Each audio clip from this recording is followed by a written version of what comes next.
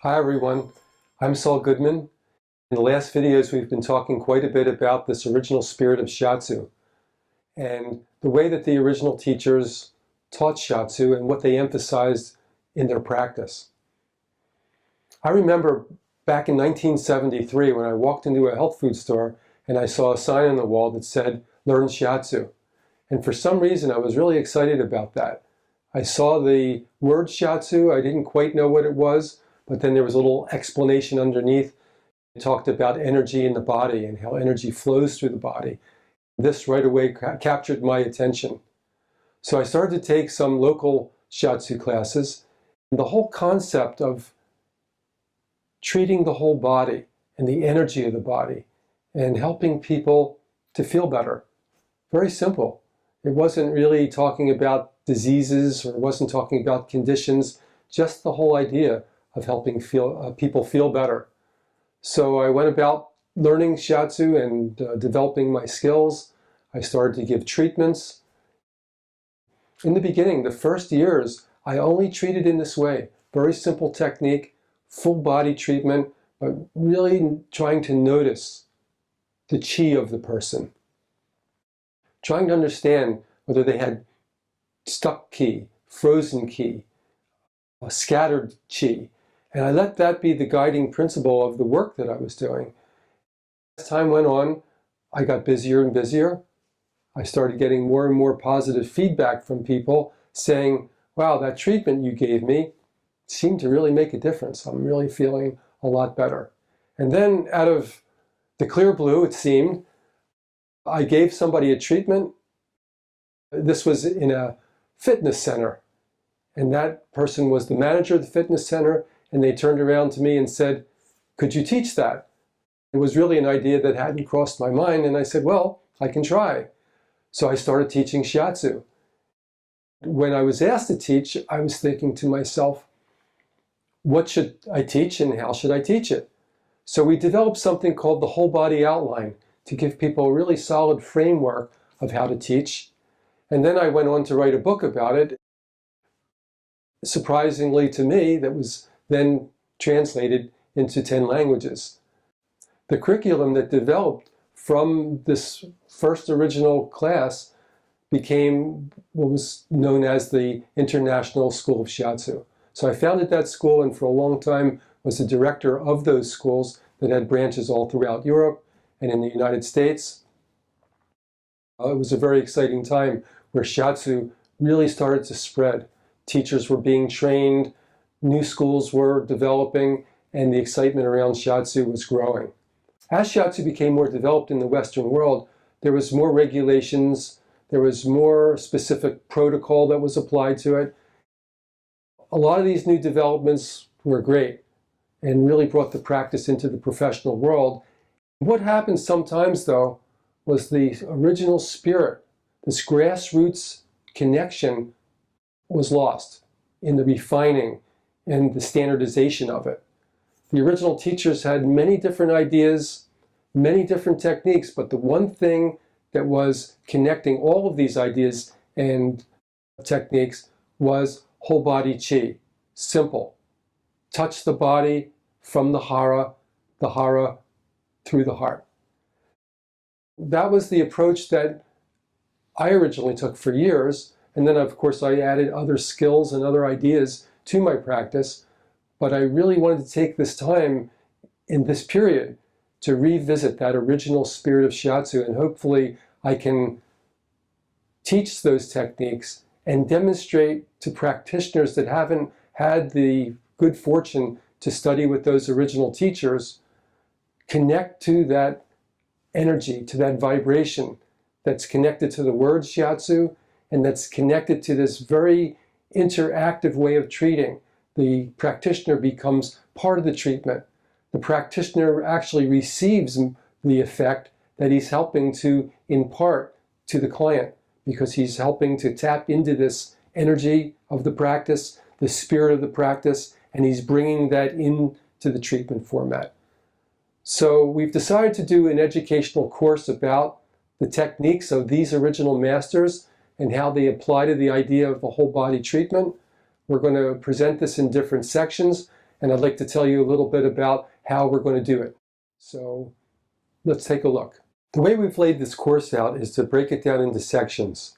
We're going to go through different sections of the body, different areas of the body, and look at some of these traditional ways of working, generating chi flow, calming chi flow, and I'll talk a little bit about what the techniques might be used for specifically as well, while always keeping the general theme, which is connecting to the whole body chi. How can we work with the whole person? We're going to work with the back. We enter there because it's probably the least protected area of the body. A person can relax the most and allow you to touch them on the back area, especially if they're not experienced with being touched. So we're going to go through some of the classic techniques, how we can use them, and also very important is variations. How you take a basic technique, how you generate chi through that technique, but adapt it to what you're seeing in the body. We're going to move to a style that was really promoted by Shizuko Yamamoto called barefoot Shiatsu. I'm going to show you really the main basic techniques and encourage you to develop some of your own as well. Working with the foot was not something that Shizuko invented, but certainly she definitely developed her style around that, and I think it's a very powerful way to work, especially working whole body, because you can transfer your entire energy down through the legs, down through the foot, extend your hara downward, and give the person great stimulation in that way. We're going to go to stretches, a really key part of doing traditional shiatsu. There's many different kinds of stretches. There's whole body stretches, meridian stretches, ways to look at stretching different areas of the body. Stretching opens up the system. It helps to release energy that's been trapped. So I think it's very important to have a good balance of stretching techniques and really understand how to feel into the receiver's body when you make the stretch. Feel really where's the right point to take the stretch without triggering the body's flight and fight mechanism, the resistance mechanism. We're going to move to side position. Some of the essentials there. You can do almost anything in side position that you can do in supine or prone. And there's a lot of different reasons why you might use side position.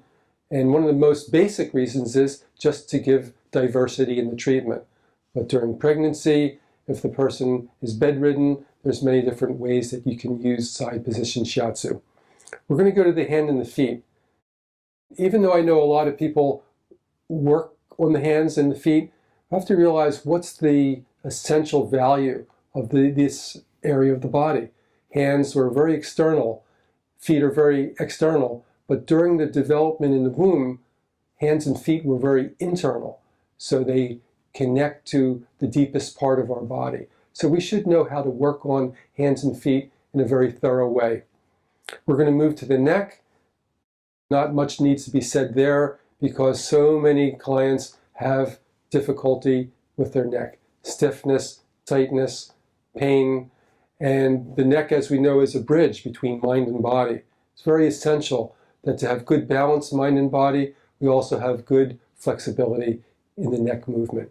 So we're going to go through some very interesting techniques for neck, some simple ones, some that are better known, and some that are more specific, some that are more advanced.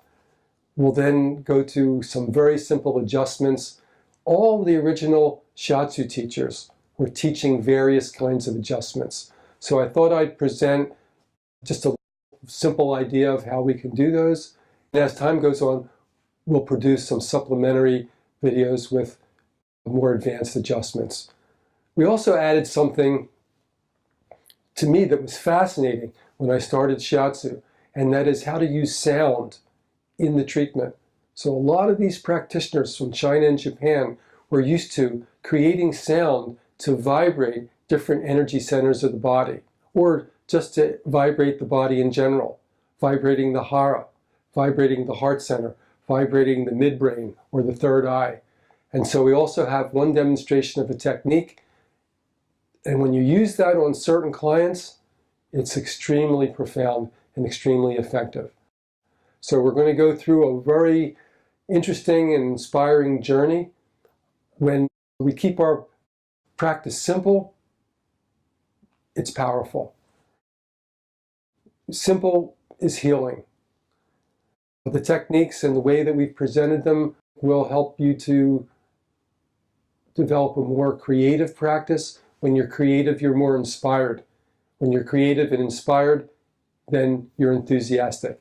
And that's what brings energy to your treatment. Remember that people don't come for treatments. Actually, they come to see you. Actually, they come to be together with you and the energy that you create.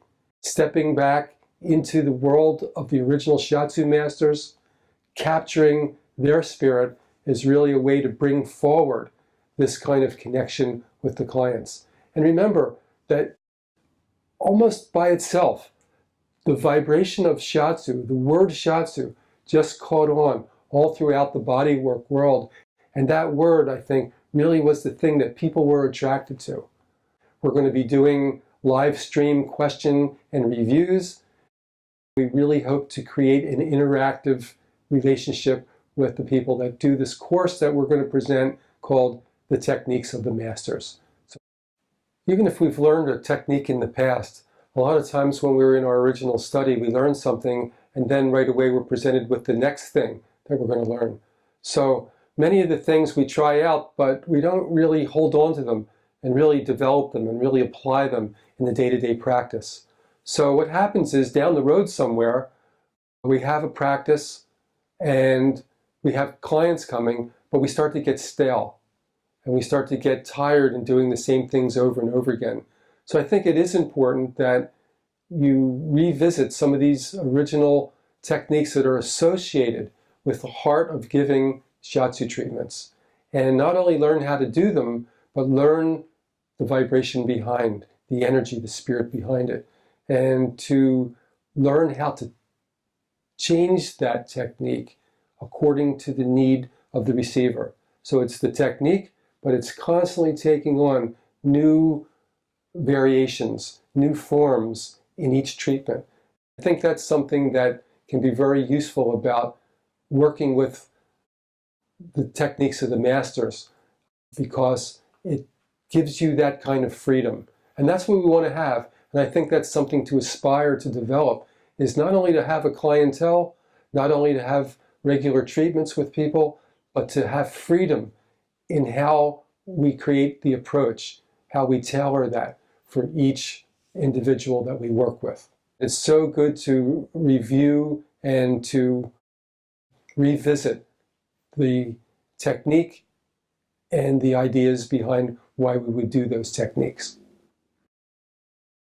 Now, for the most part, there are no advanced techniques or beginner's techniques. The same techniques that you learn in the beginning become advanced techniques, because what's important is who's using them and how you're using them.